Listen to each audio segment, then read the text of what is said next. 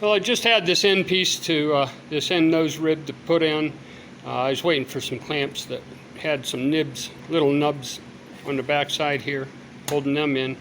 Waiting for them to dry. That's why I didn't put the nose rib in last night. So I'm going to put the nose rib in, and while I'm working on it, I noticed it has a bit of an angle. Not much, but a little bit of an angle leaning in. It's not a big deal, but maybe next time I build a wing, or on my left wing, I'll make sure the outboard rib doesn't have a twist in it that I'm gonna, make permanent. It's not bad, and it doesn't. There's no function that it's gonna mess up. Now, if it's on the root, you have to have a good straight rib on the root. Now it is tilted in, but you want it straight all the way back. Okay, so while I need to mix a little glue to, this isn't my master anymore, I've got a better master. So this here piece is going to be the end piece on this last rib here. But my glue pots are getting filled up, which isn't real bad. You see, that's almost 2 months worth of, that's all I've wasted in 2 months, enough to fill those two bottoms of a pop can. Fill them up. That's all I've wasted in 2 months with all of this gluing that I've done. And I think I started with them before I even started on the wings. So what I'm going to do now is, well, I'm going to find the stir stick. Pardon me, I mean precision glue applicator. So I'll take my precision glue applicator and stir this up for about 30 seconds or something like that. And because these cans were full, I was tired of dumping my glue cans over because they were so light. So I just started using full cans. Well, I didn't want to waste money on full can, and I don't drink pop, so we'll just go like this, and we're going to set it down on these little square pads, little pieces of plywood here. So that'll keep it from tipping over while I'm using it for a glue pot. Probably did the other one up in the air, didn't I? So I'm just putting a little glue down around the rim here. Of course, I rinsed it out so there wasn't all this sticky pop and stuff coming out of it. And this stuff runs good, so just set it down. It'll run down and bond itself. Now I'll go ahead and put this on. So we're gonna get this, whoops, let's put it on upside right. Get this stuck in here. And I'm thinking about, you don't want to avoid adding a lot of stuff. I mean, that's how your plane gets really heavy, is by adding stuff. And pretty much I'm trying to subtract stuff because I'm using a dense wood, a heavy wood. But I was thinking about putting a reinforcement piece right here on the end, because the wingtip bow does connect to it. But then I reinforce the wingtip bow a little bit more with little longerons coming off of the wingtip here, the last root, and the last wing rib, and the last wing rib. I bring a lot of little geodetics down to it, and then I always put a handle in it too. Makes it really good. When you want to check that wing on my airplane, you just grab that handle and you can grab it and shake the whole plane. That wingtip bow is very sturdy. Now you can see how much that's leaning in.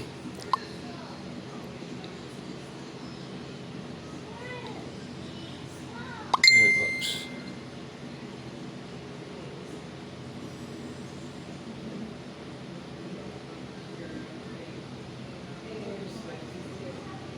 Yeah, I think I might just let that dry on there right like that, and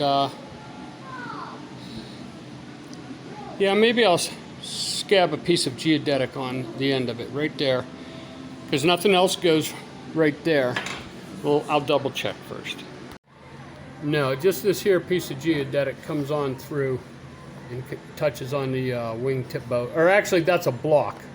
The geodetic ends right there. And this here's a corner block.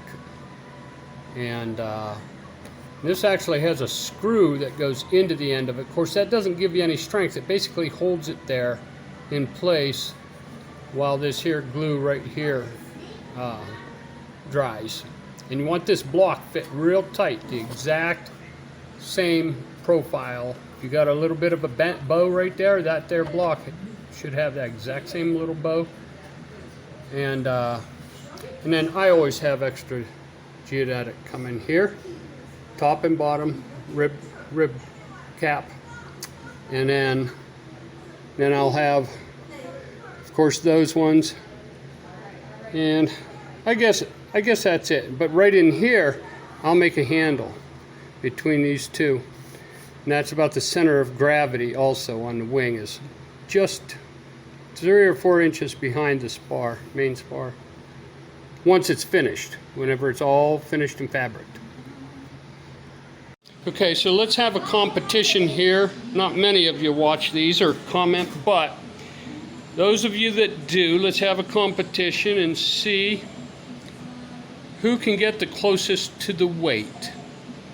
And I'll tell you the heaviest wing I've built before fabric. Well, geez, I can't remember now if that's before fabric or after fabric. I think it's, my heaviest is 35 pounds, and my lightest, which was about half commercial white ash, maybe a little more than that, was 28 pounds. That might have been before fabric. We'll see.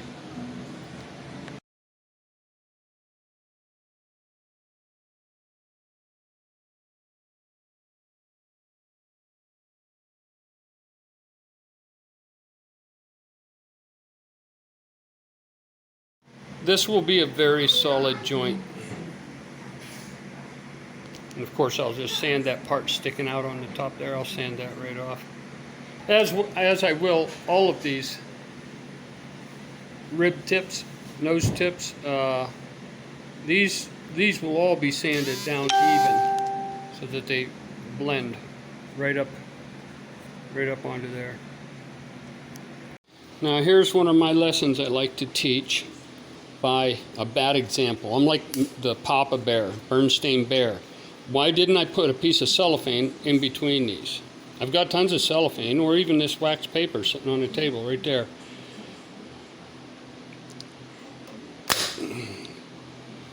Not bad. I didn't tear any of the nose rib, so probably just have to sand a little bit of it. I got lucky there.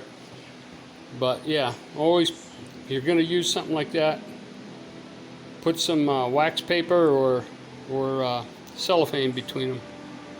And if you think in any way that these are flimsy, they're not. They're not going to break off. They're pretty tough on there, especially these 1/8 inch ones. And yeah, they're pretty tough. I think I'll head out and see if I can find one of those small barrels of bungee cords, the kind that are flat. They're more like a strap.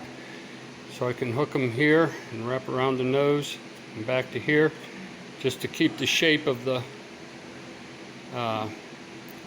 leading edge material while I'm clamping it down. So I think I'll start out just by hanging these little bungees all along the way here so that they're ready to go. I don't know that these are going to work. I'm just guessing and kind of hoping.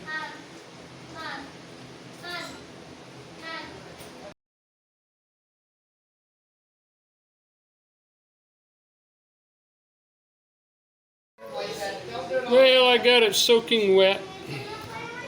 We'll see if that helps. And while that's drying a little bit, I didn't bench these off. Of course, on this end of the wing, The first ones I made were closer to size. As I got down that way, some of them got a little bit larger. I changed my master and actually got them too big. Top and bottom, need to blend them down.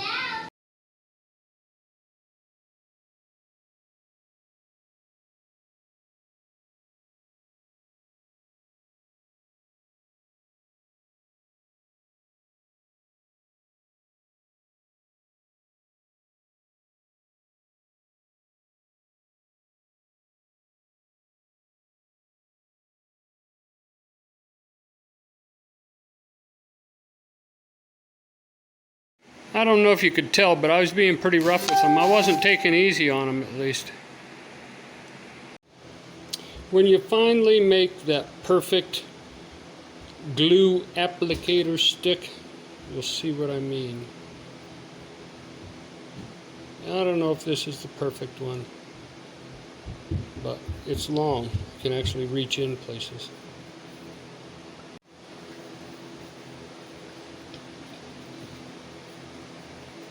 Not sure how much glue I need. I did three runs back and forth with each part of the epoxy, so we'll see how far this goes. It's a lot of gluing up. And by the way, I've already roughed up all of these edges here. I had all I needed to do was get these ribs somewhat, well, smooth them out, even out the radiuses a little bit. And you know what? I don't even know how high that plywood's going to go. So that's the first thing I got to check. See how far this is going to wrap up and around. Get an idea of how hard it's going to be to wrap.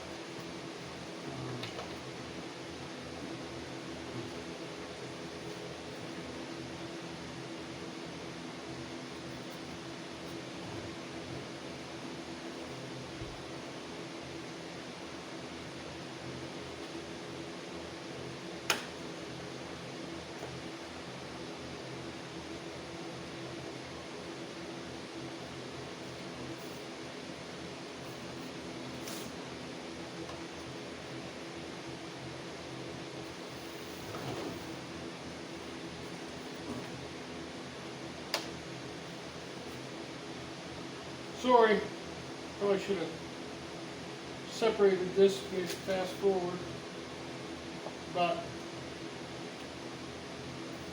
it is what it is.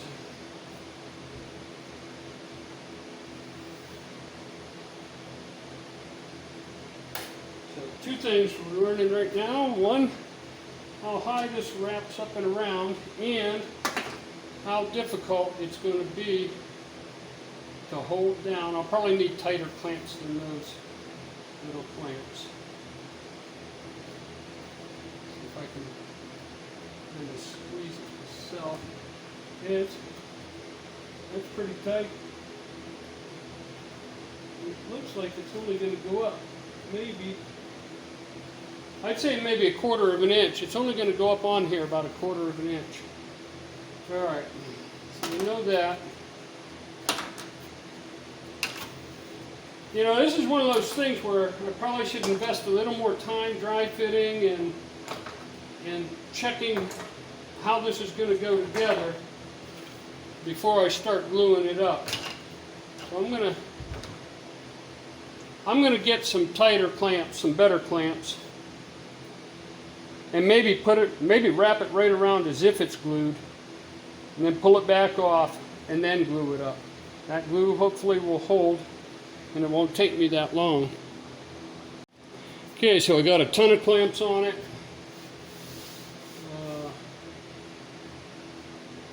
Now I'm just gonna, hey, wait, I got these things, let's use them.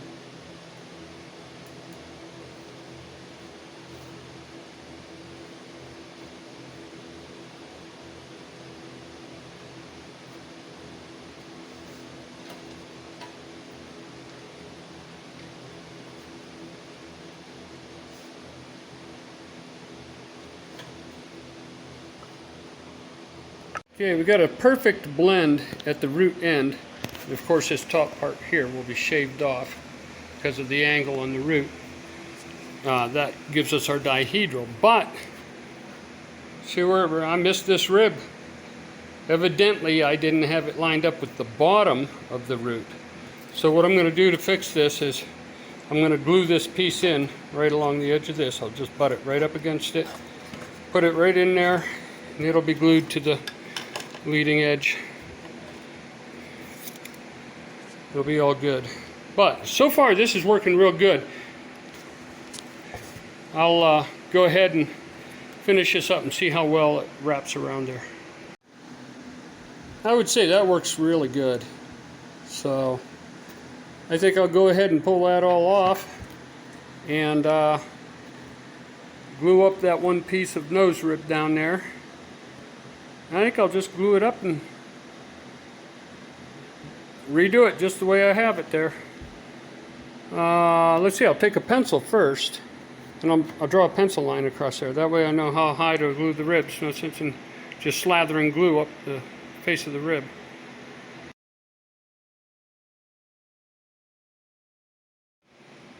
And you're going to mark your airplane plenty before you're done.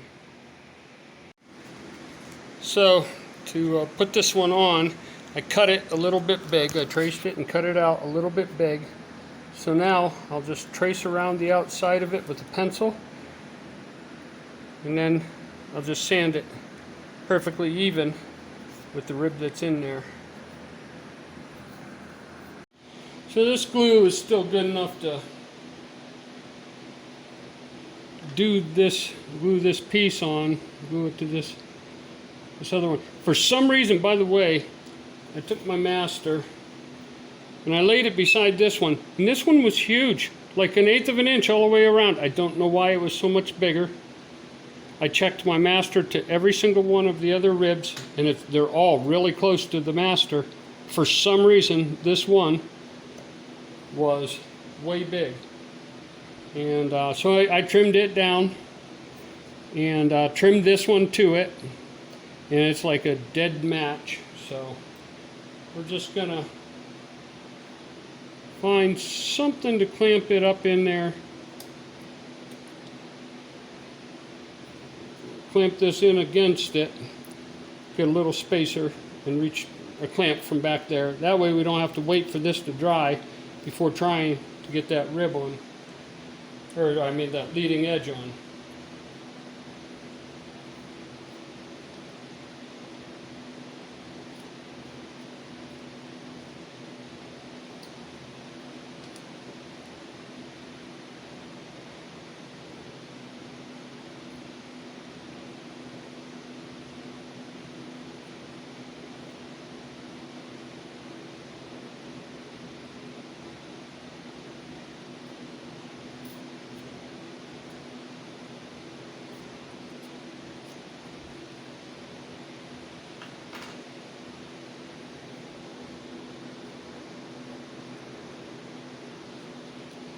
Oh, that's just like a perfect match.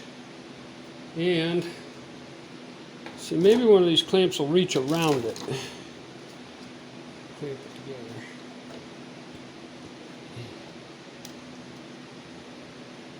Yep. Yep, that works good.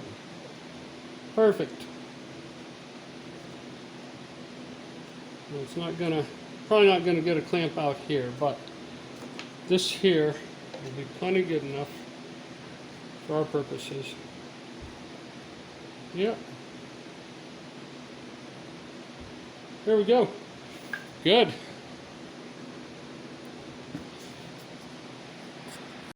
I hate to waste that pot of glue, but trying to spread it over all this area and then get it have it still viable. I just don't see it happening. It's already getting a little bit tacky. It's right towards the end of its pot. It was good enough to put that nose rib on, but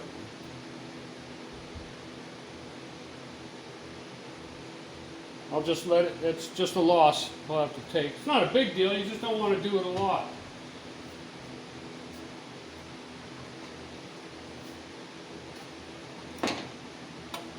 So now we're going with root beer.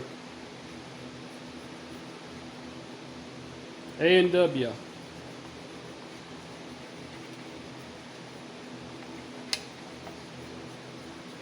I actually prefer using a full can, but they had a party at work and a bunch of guys had cans sitting around, so I grabbed them and said I'll just glue them onto a board. That'll keep them steady. All right, time to start gluing. Another thing, I'm only going to glue these surfaces. I'm not going to glue the plywood because we're on a time sensitive thing here, so I'll just make sure I have plenty of glue on this surface. And the time it would take me to line that up and get the glue on the leading edge material, I don't think we would have pot time to do that. So I'm just doing this here. Just doing the nose ribs and then both of the false spars or leading edge spars.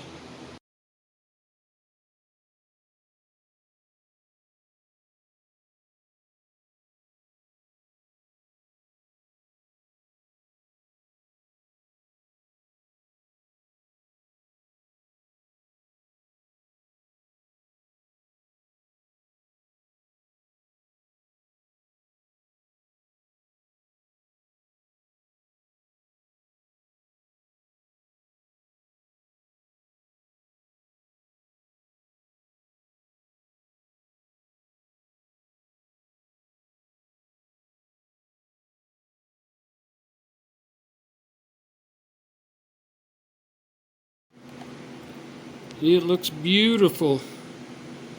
They're all sitting in there right against. Come on, focus.